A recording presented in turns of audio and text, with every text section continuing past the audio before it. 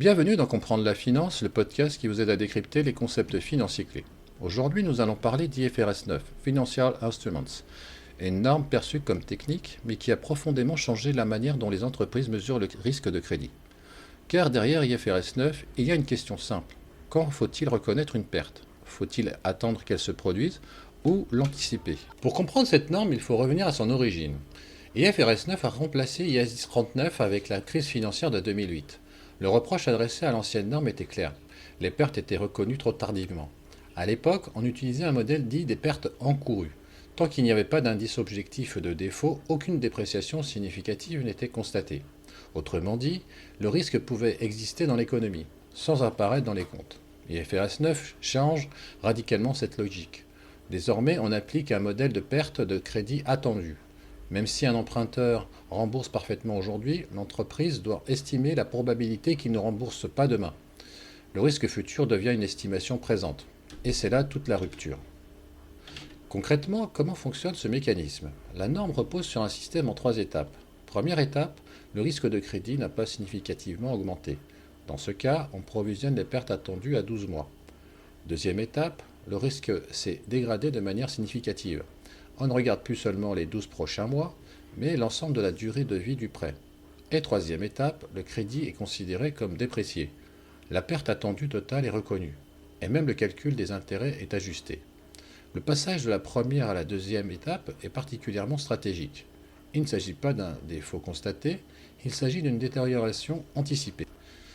Prenons un exemple simple. Une banque prête 100 000 euros, même si aucun incident de paiement n'est observé, elle doit modéliser la probabilité de non-remboursement. Ainsi, au bilan, le risque devient mesurable avant même de se matérialiser. IFRS 9 introduit donc une logique probabilistique dans la comptabilité. Mais ce modèle ne fonctionne pas en vase clos. Pour estimer les pertes attendues, il faut intégrer les hypothèses macroéconomiques. Croissance, chômage, inflation, taux d'intérêt. Les entreprises utilisent souvent plusieurs scénarios. Un scénario central, un optimiste, un pessimiste. Et ces scénarios sont pondérés. Conséquence directe, si les perspectives économiques se dégradent, les provisions augmentent immédiatement, même si les défauts réels ne progressent pas encore. On obtient alors un effet potentiellement procyclique. Anticipation de ralentissement avec hausse des provisions, baisse du résultat, pression sur les fonds propres. IFRS 9 rend donc les états financiers sensibles aux anticipations économiques, pas seulement aux événements déjà réalisés. Parlons maintenant des impacts comptables. Les pertes de crédit attendues affectent principalement le résultat net.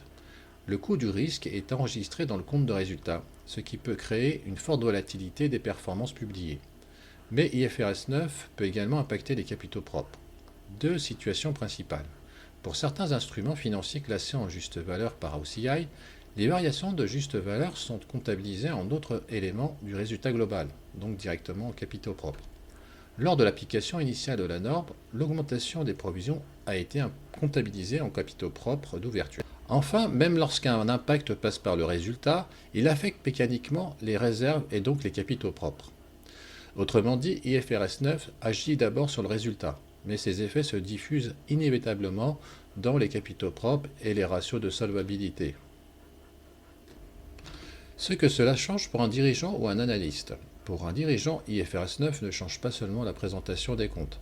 Elle influence la politique de crédit, l'allocation sectorielle et la gestion du capital. Car lorsque l'anticipation du risque devient comptable, elle devient stratégique.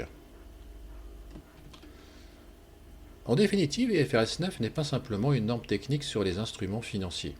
Elle introduit une vision prospective du risque, elle impose une approche probabilistique du risque, et elle rend les bilans sensibles aux anticipations macroéconomiques.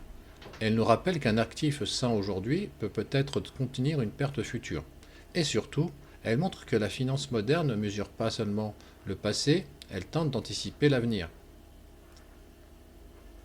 Merci d'avoir écouté ce podcast. Si cet épisode vous a été utile, abonnez-vous, likez-le et partagez-le. À très bientôt pour un nouvel épisode.